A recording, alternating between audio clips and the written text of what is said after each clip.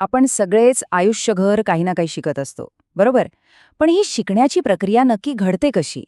चला, आज आपण ह्या प्रश्नाचं उत्तर शोधणार आहोत, पण एका अगदी वेगळ्या, अनपेक्षित दृष्टिकोनातून. शिकणं म्हटलं की आपल्या डोळ्यासमोर काय येतं?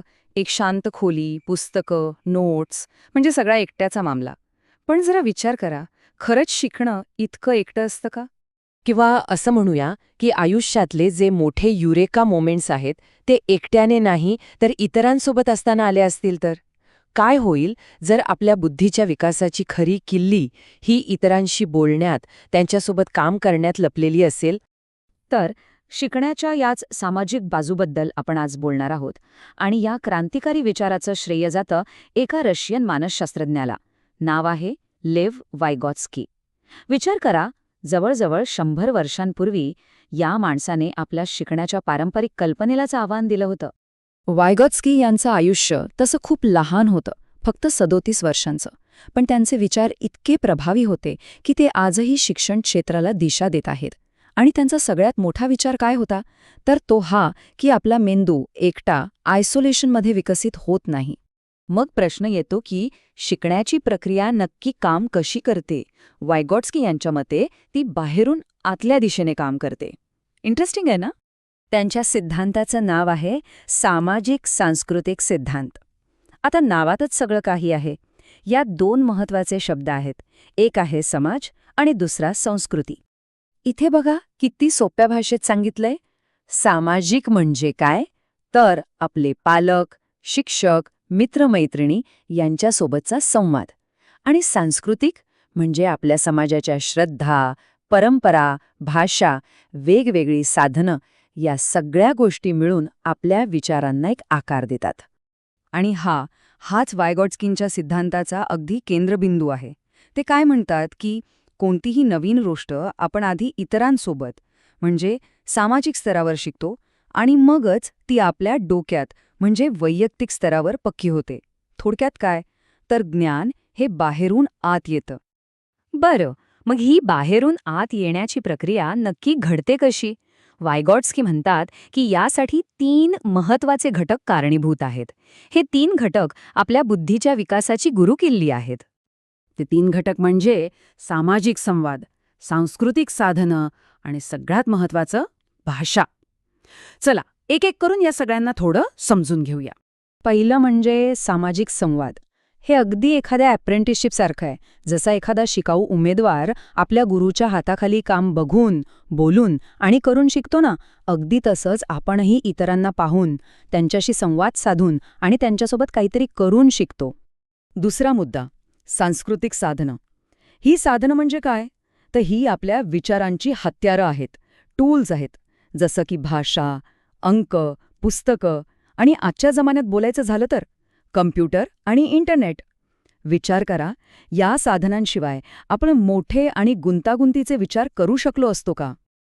आणि तिसरा आणि सगळ्यात महत्वाचा घटक, भाषा. ही विचारांचं सगळ्यात मोठं साधन आहे. वायगॉट्स्कींच्या मते भाषेचा विकास 3 टप्प्यांत होतो. पहिला टप्पा, आपण इतरांशी बोलण्यासाठी भाषा वापरतो. दुसरा टप्पा, आपण स्वतःशीच मोठ्याने बोलायला लागतो. आणि तिसरा टप्पा, हेच बोलणं आपल्या मनातल्या मनात विचारांचं रूप घेतं. लहान मुलांना कधी खेळताना बघितलंय? एखादं अवघड कोडं सोडवताना ते स्वतःशीच बोलतात. ओके, हा चौकोनी तुकडा इथे, नाही, हा दुसरा लावून बघतो. हेच आहे ते खाजगी भाषण. ते स्वतःच्या विचारांना आणि कामांना दिशा देत असतात. ओके, तर आपण हे तर पाहिलं की आपण इतरांकडून शिकतो. पण हे इतर म्हणजे नक्की कोण आणि त्यांची भूमिका काय असते? वायगॉट्स्कींनी याला एक खूप छान नाव दिलंय. ते नाव आहे अधिक जाणकार व्यक्ती किंवा इंग्रजीत मोर नॉलेजेबल अदर म्हणजेच MKO. आता ही MKO म्हणजे अशी कुठलीही व्यक्ती असू शकते जिला एखाद्या विषयात आपल्यापेक्षा जास्त समजतं किंवा जास्त माहिती आहे. अगदी सोपं आहे.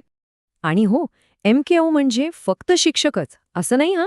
आपले आई-वडील, मोठा भाऊ किंवा बहीण इतकंच काय, आपला एखादा हुशार मित्रसुद्धा आपल्यासाठी MKO असू शकतो. हे सगळे आपल्याला योग्य मार्ग दाखवून शिकायला मदत करतात. आता जरा लक्ष द्या, कारण या सिद्धांतामधला सगळ्यात मोठा आणि क्रांतिकारी विचार आता समोर येतोय.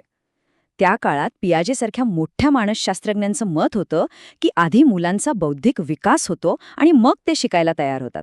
पण वायगॉट्स्कीनी हे सगळं गणितच उलटं केलं. ते म्हणाले, नाही, आधी शिकण्याची प्रक्रिया सुरू होते आणि इतरांच्या मदतीने शिकल्यामुळेच आपला बौद्धिक विकास होतो. म्हणजे शिकणं हे विकासाला पुढे ढकलतं, विकास शिकण्याची वाट बघत बसत नाही. हा खूप मोठा फरक आहे. ओके, तर हे सगळं ऐकायला खूप छान वाटतंय, पण याचा आपल्या रोजच्या जीवनात, खास करून शिक्षण पद्धतीमध्ये काय फरक पडतो? तर फरक पडतो, आणि तो खूप मोठा आहे. या सिद्धांतामुळे शिक्षकांच्या भूमिकेकडे बघण्याचा दृष्टिकोनच बदलून जातो. शिक्षक आता सेज ऑन द स्टेज, म्हणजे मंचावरचा केवळ एक ज्ञानी व्यक्ती राहत नाही, तर तो गाईड ऑन द साईड बनतो, म्हणजे विद्यार्थ्यांच्या बाजूला उभा राहून त्यांना मदत करणारा एक मार्गदर्शक. आजकाल आपण शाळा कॉलेजमध्ये ग्रुप प्रोजेक्ट्स बघतो, कोलॅबोरेटिव्ह लर्निंग, पियर ट्युटरिंग यासारख्या गोष्टी बघतो. ह्या सगळ्यांची मुळं वायगॉट्स्कींच्या जवळजवळ 100 वर्ष जुन्या विचारांमध्ये आहेत. यावरूनच कळतं की त्यांचे विचार किती पुढेचे होते.